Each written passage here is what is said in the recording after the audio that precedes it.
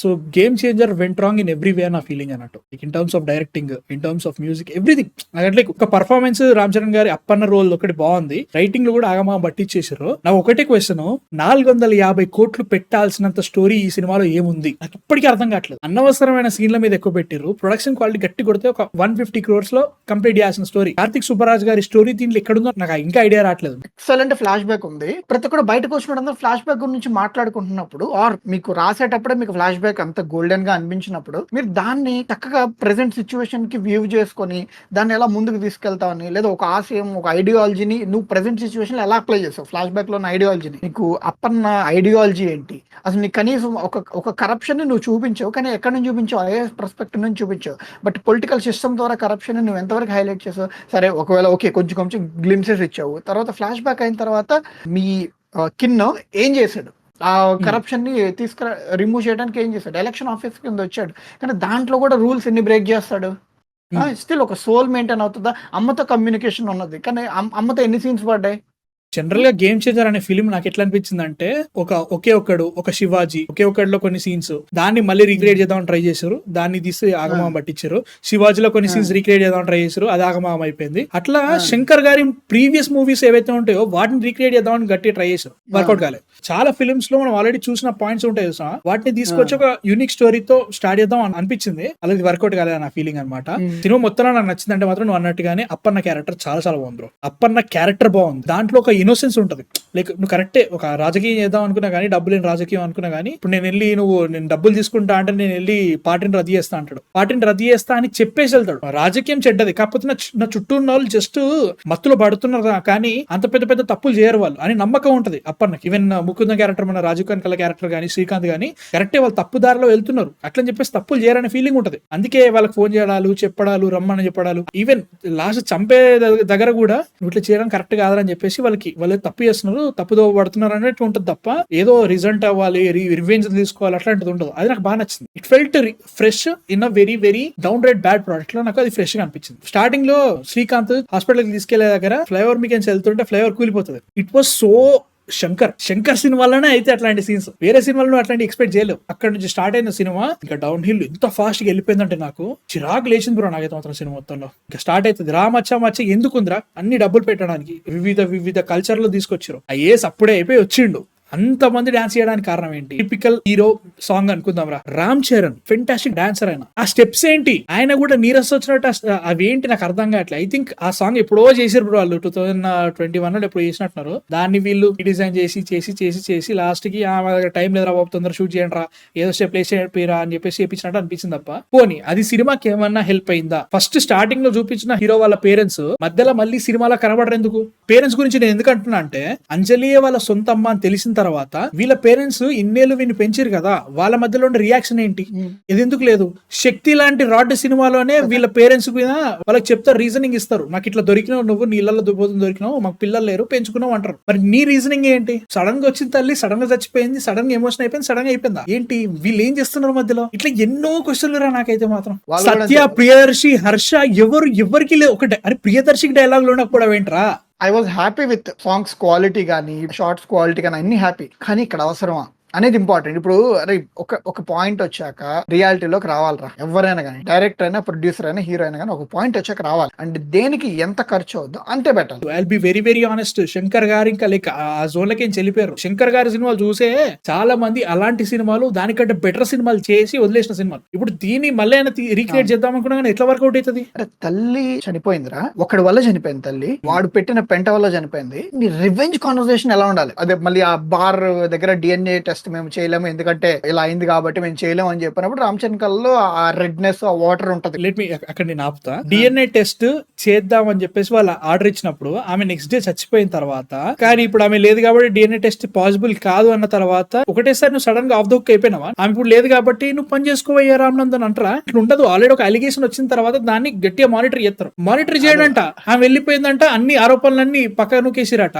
DNA test చేపించేటప్పుడు ఆమె లేకపోయింది కాబట్టి చనిపోయింది, ఓకే. ఆమె ఒక హెయిర్ స్టాండ్ అయినా సరిపోతుంది, ఎక్కడ పడ్డా కానీ దువ్వెన, ఆ చెప్పులు ఉన్నాయి కదరా, టూత్ పేస్ట్, చెప్పులు వాడుకోవచ్చుగా. నేను ఏది చెప్పినా కన్వీనియంట్ అనే చెప్పగలుగుతా బ్రో, ఇంకా అంతకంటే ఇది అది లేదు. ఈయన ఖచ్చితంగా ఎలక్షన్స్ ని తప్పుదో పడుతున్నాడు అయితే అలిగేషన్ పడ్డదో క్లైమాక్స్ లో అదే జరిగింది కా బ్రో. ఎలక్షన్ ఆఫీసర్ అని తెలిసిన తర్వాత వీడు ఓడిపోయిన తర్వాత నెక్స్ట్ ఏం చేసినా నువ్వు సీఎం అయిపోయినావు. What kind of writing is that నాకు అర్థం కావట్లేదు. Literal contradictory.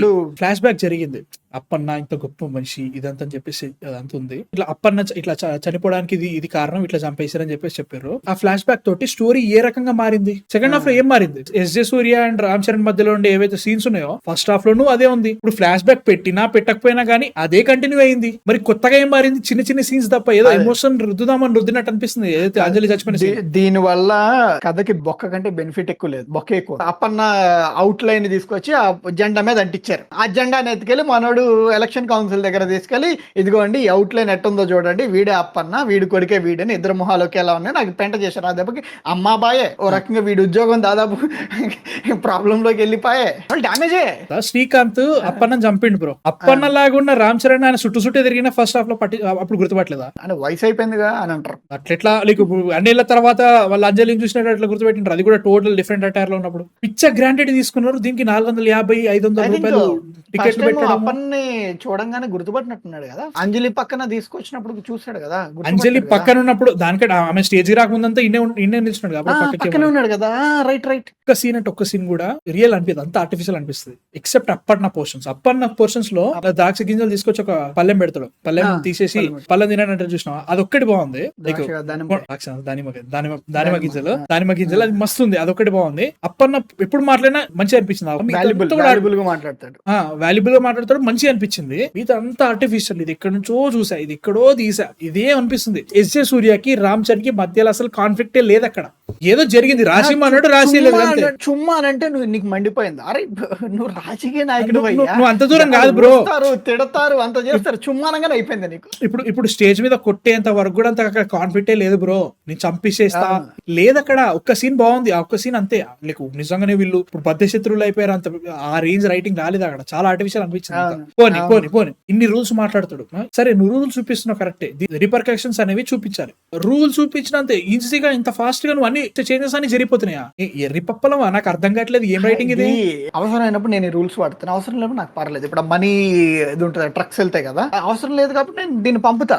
నేను వెళ్ళి as an election commission officer గా నేను జనాల్లో ఏముంటదండి ప్రేరేపించాలి, అంటే వాళ్ళకి జ్ఞానం తెప్పించాలి, అలాంటి ప్రయత్నాలు చేయొచ్చు. బట్ నువ్వు ఇక్కడ 2000 కాదు 20,000 అడుగు, out side of the rules as an EC. Exactly మనం మాట్లాడుకున్నట్టుగా అప్పన్న ఐడియాలజీ ఏంటి? డబ్బులు రాజకీయం. నువ్వేం చేస్తున్నావు అని కొడుకు అన్ని స్టోరీ అంతా తెలిసిన నువ్వేం చేస్తున్నావు? డబ్బులు అడగంటున్నావు. అక్కడ మోటివ్ ఒక వేరే ఉంది, బట్ స్టిల్ నువ్వు ఎందుకు ఫాలో అవుతున్నావు? నువ్వు తప్పుదో ఎందుకు వేయాలి? నువ్వు వేరే విధంగా నువ్వు చెప్పలేవా? డబ్బులు అడిగే చెప్తున్నావు. అది స్టోరీ మారింది మధ్యలో, వాళ్ళు ఏదో చేద్దాం అనుకున్నా ఏదో అయింది. మధ్యలో కాదు, ఏడో మారింది, చాలా గట్టిగా మారింది. ఇంకా దూకాం కదా బావిలో, ఎంత లోతుందో తెలుసుకుందాం పదా అని చెప్పేసి ఇంకా తవ్వుకుంటూ పోయారా కానీ పైకి ఎట్టెక్కాల ఆలోచించాల ముత్యాలు. సినిమాటోగ్రఫీ మన ఆ మోకో బాటు ఎన్ని నెలలు అద్దెకి తీసుకున్నావు అయ్యా నువ్వు? ఖాళీ దొరికినప్పుడల్లా తిప్పావు. ఇండియన్ 2లో పరిగెత్తి ఫ్లైట్ దూకంగానే మనోడు అదే మోకో బాటు ఈ మూల నుంచి ఆ మూల నుంచి కళ్ళజోడు పెడతాడు చూడు, ఎగ్జాక్ట్ సేమ్ షాట్ దీంట్లో ఉంటది. ఎగ్జాక్ట్ సేమ్ షాట్ కాదు, ఎగ్జాక్ట్ సేమ్ షాట్స్ ఉంటాయి. ఎన్ని షాట్స్ ఉన్నాయి రగట్లా? హీరోయిన్ ఆచూకి చెప్తాడు కదా పార్టీ సంథింగ్ ఏదో, అప్పుడు కూడా మోగబోర్డు వాడారు వీళ్ళు. ఒక ఎలక్షన్ బూత్ లో బాంబు వెళ్ళినప్పుడు మోగబోర్డు తిప్పుతాడు. నవీన్ చంద్ర ఉండి సినిమాలో ఏం చేసిండో చెప్పండి మా. ఎవరో డ్రిల్లింగ్ చేస్తున్నట్టుగా intra face. Some of the greatest actors ఉన్నారు సినిమాలో. అపార్ట్ ఫ్రమ్ అప్పన్న క్యారెక్టర్ నీకు ఇంకేది నచ్చలేదంటే అర్థం చేసుకో how wrong they went. Anjali like flash back portion బాగుంది, లైక్ సినిమాలో బాగున్నది. అండ్ ఆల్సో అవసరమైన సాంగ్స్ అంటే రెండే, ఒకటి కొండదేవరా, ఇంకోటి అరుగు మీద. ఇవి 2 సాంగ్స్ మాత్రమే అవసరం సినిమాలో, ఏ సాంగ్ అవసరం లేదు. అవే చాలా తక్కువ బడ్జెట్ ఉంటుంటాయి. మళ్ళీ కొండదేవరా అండ్ ఆల్సో అరుగు మీద లిటరల్ గా శంకర్ పైత్యం ఇది. సినిమాలో మొత్తం కూడా నాకు చిరాకు లేపించింది విజువల్ గా అంటే మాత్రం ఎస్జే సూర్య గుండు. ప్రాస్థెటిక్ సరిగా చేశారు, అది పాలేదు. ఒక పొలిటీషియన్ ఐఏఎస్ ఆఫీసర్ మధ్యలో జరిగే సీన్స్ అని కూడా నాకు రేసుగురం గుర్తుకొచ్చింది. అనుకో రేసుగురం ఇంకా బెటర్ చేసింది. ఎస్జే సూర్య నీకు జనరిక్ గా మరీ అరుస్తున్నాడని ఫీలింగ్ క్రియేట్ చేసినప్పుడే సినిమా దొబ్బిందా నువ్వు ఫిక్స్ అయిపోవాలి. ఇప్పుడు అంజలి క్యారెక్టర్ ఓల్డ్ ఏజ్ ఉన్నప్పుడు కన్వీనియంట్ గా మెడల్ తిరుగుతున్నాయి నాకు అర్థం కావట్లేదు. ఒకటే సైడ్ అంటది, ఒకసారి చూసినప్పుడు అట్లా చూపిస్తుంది, అర్థం కావట్లేదు బ్రో నాకు.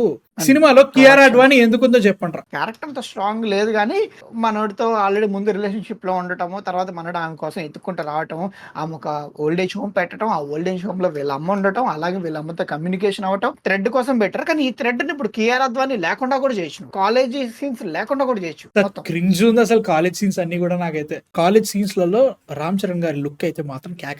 లవ్ మీటర్ అని ఒకటి ఉంటది, యాంగర్ మీటర్ అని ఒకటి ఉంటది. హీరోకి యాంగర్ మీటర్ తగ్గితే ఇక్కడ హీరోయిన్ కి లవ్ మీటర్ తగ్గుతుందా? లవ్ మీటర్ పెరుగుతుంది. మళ్ళీ ఇంకోటి ఏంటో తెలుసా, దాన్ని మళ్ళీ కాంట్రడిక్ట్ గా నీ కోపం నాకు నచ్చింది అనే డైలాగ్ ఉంటది మళ్ళీ. ఎట్లా అంటే లైక్ డెబ్యూటెంట్ రైటింగ్ కూడా ఇంకా దీనికంటే బాగుంటది bro. Super app song, traffic ఆగిందంట, కోపం వచ్చిందంట, రోడ్డు మీద డాన్స్ చేస్తున్నావా, అది చూసి యాంగర్ మీటర్ తగ్గిందంట, హీరోయిన్ దీన్ని చూసి లవ్ మీటర్ పెరిగిందా? గొర్రెలమా మేము, నాకు అర్థం కావట్లేదు ఎవరు రాస్తున్నారు ఇట్లాంటి సీన్లు. కాదు, మేము మొహాలు చూసుకున్నాం లిటరల్లీ థియేటర్ లో. ఒకటి చెప్తా బ్రో, ఇక శంకర్ గారి నుంచి నేను ఇండియన్ 2 తర్వాత కూడా పర్లేదులే హోప్ ఉండొచ్చు అనుకున్నా. ఆఫ్టర్ వాచింగ్ గేమ్ చేంజర్ ఇంకా కష్టమే. హౌ డీప్ దిస్ ఫెంట్ అనేది గ్రాండ్ ఇయర్ గా 4 సాంగ్లు 5 సాంగ్లు డబ్బులు ఎక్కువ పెట్టేసి చూపించేస్తే సరిపోతుంది అన్నట్టు పెట్టేసి 500 కోట్లు పెట్టినా 600 కోట్లు పెట్టినా అవతార్లు తీసినా గానీ ఒకటే simple thing, it always boils down to one thing, script script script script స్క్రిప్టే. స్క్రిప్ట్ లో స్కేల్ పెట్టేంత బలం ఉందా లేదంటే పెట్టద్దు అంతే. సాహోలో అంత బలం లేదు, పెట్టద్దు, పెట్టారు ఆగమైపోయింది. దేవరాలో అంత బలం లేదు, గేమ్ చేంజర్ లో సచ్చినా లేదు, పెట్టిర్రు ఆగమాగం అయిపోయింది. దీన్ని ఇప్పుడు కవర్ చేసుకోవడానికి ఫేక్ పోస్టర్లు. ఇప్పుడు గేమ్ చేంజర్ లాంటి సినిమాని ఒక 100-150 crores లో చేయలేరా? అట్లని చెప్పేసి గేమ్ చేంజర్ లాంటి సినిమాని ఒక 1 year లో కంప్లీట్ చేయలేరా? బిహైండ్ ద సీన్స్ జరిగినది పక్క పెట్టు. At the end of the day when you see the results none of it matters. Ram Charan intro scene ఏంద్రా, అది ఎంత ఆర్టిఫిషియల్ కొట్టిందిరా. మాటికి హెలికాప్టర్ ఎట్లా వస్తున్నారా నాకు అర్థం కాదు. ప్రతిసారి హెలికాప్టర్లకి తిరుగుతున్నారు రామ్ చరణ్. ఇంకా హైలైట్ ట్రైన్ వచ్చిందంట, ఈయన హెలికాప్టర్లకి ఏం ఎక్కి భూమి మీద ఉన్న కత్తిని పట్టుకొని కింది దాకా వచ్చి ఒకే వేటు తోటి తాళ్ళని కట్ చేసిండా. అరే సరే ఫైన్, ఏదోటి చేసేట్లా ఇంట్రోకి ఎందుకు ఆ సీన్ యూజ్ చేసుకున్నారు? దాంట్లో వాళ్ళని మనోడు కత్తితో కాపాడాడు కాబట్టి వాళ్ళు క్లైమాక్స్ లో వచ్చి అడ్డం పడ్డారు. ఇప్పుడు వాళ్ళే వచ్చి క్రెయిన్లు తీసుకొచ్చి కాపాడాలా? పోలీస్ ఫోర్స్ ఎందుకు పంపించడం? ఇప్పుడు నేను కోల్పోవాలంటే ఇది ఒక ఓవరాల్ లైక్ ఇది ఒక ఎలక్షన్ మ్యాన్. నాకు నచ్చలేదు అంటే పర్సనల్ వెండేటాగా క్రియేట్ చేసింది రామ్. మళ్ళీ ఇక్కడ అవసరం లేదు పోలీసు వాళ్ళని పెట్టుకుంటే, లిటరల్ గా క్రైమ్ జరుగుతుంది అక్కడ, పోలీసు వాళ్ళను మీరు వెళ్ళిపోండి, వాట్ ఈస్ క్రిమినల్స్ ని తీసుకొచ్చి నేను ఇప్పుడు కాపాడుకుంటాను. గేమ్ చేంజర్ సినిమా ఎలక్షన్స్ మీదనే పాలిటిక్స్ మీదనే జరుగుతుంది అన్నారు కదా, అసలు ప్రచారమైనా సరే చూపించారా? మర్చిపోయా, 2 వ్యాన్లు ఎక్కారు, 2 చోట్ల ఉన్నారు. క్లైమాక్స్ లో ప్రజా అభ్యుదయం పార్టీ మేము అందరం ఇల్లు కట్టిస్తాం అంటే మేము అందరు ఇట్లా చెప్తారు, ఎవరు చేయరంటే మేము ప్రామిసరీ నోట్ ఇస్తున్నాం, దీని తర్వాత మీరు మమ్మల్ని కేసు వేయండి, మేము వదిలేస్తాం గవర్నమెంట్ అన్నారు. ఒక్క షాట్ తోటి 11 లక్షల మెజారిటీతో గెలిచేసిందా. 3 ఏళ్ళు తీసిర్రు, 3 ఏళ్ళ చూసినప్పుడు ఈ సీన్ బానే ఉంది, ఈ సీన్ వీటన్నింటికి కలిపితే ఇంత పెద్ద దొరికింది. ఎవ్రీథింగ్ ఫెల్ట్ లైక్ ఎట్లుంటుంది అంటే హాఫ్ బేక్డ్. ప్రచారం చేస్తుంటే ఇట్లా డబ్బులు తీసుకుపోతా అంటాడు, డబ్బులు తీసుకుపోయేది సగం చూపిస్తాడు, అది టోటల్ దాన్ని రెజల్యూషన్ సరిగా చూపెట్టాడు, రిగ్గింగ్ అంటాడు, దాన్ని ఏదో చేసినట్టు అనిపిస్తుంది. ఇవన్నీ జరుగుతాయి కదా ఎలక్షన్స్ లో, ఈ ఎలిమెంట్స్ అన్ని పెడదాం, ఇవి కూర్చుంటున్నాయా, మెయిన్ ఏదైతే ఉందో అదేమైనా జరుగుతుందా లేదు, వీళ్ళిద్దరి మధ్యలో వార్ జరుగుతుంది. అలా ఒక్క సీన్ బాగుంది సినిమాలో, లైక్ కలెక్టర్లు మంత్రి అంటే కింద సైన్ చేసేది మీరు, కాంట్రాక్ట్ రాసేది మేము, అది మంచిగా అనిపించింది కొంచెం. నాకు అర్థం కాదు, 20 కోట్లు పెట్టి నానా హైరానా, లైక్ మీరు సినిమా రిలీజ్ అవుతున్నప్పుడు టెక్నికల్ డిఫికల్టీస్ అనేది ముందు చూసుకోరా, నాకు అర్థం కాదు. 20 కోట్లు డబ్బులు వచ్చాయి ఫస్ట్ డేనే, 2 days పోయినాయి. అండ్ నా క్వశ్చన్ ఏంటంటే, క్లైమాక్స్ లో అంత పెద్ద సీన్ చేసేసి సునీల్ ని సీజీలో పెడతారు, నువ్వు ఓడిపోతావు అని చెప్పేసి డిక్లేర్ చేస్తాను. అసలు రామ్ చరణ్ ఎక్స్ప్రెషన్ ఎందుకు ఇచ్చిండు రా, నాకు ఇంకా అర్థం అయితే లేదు.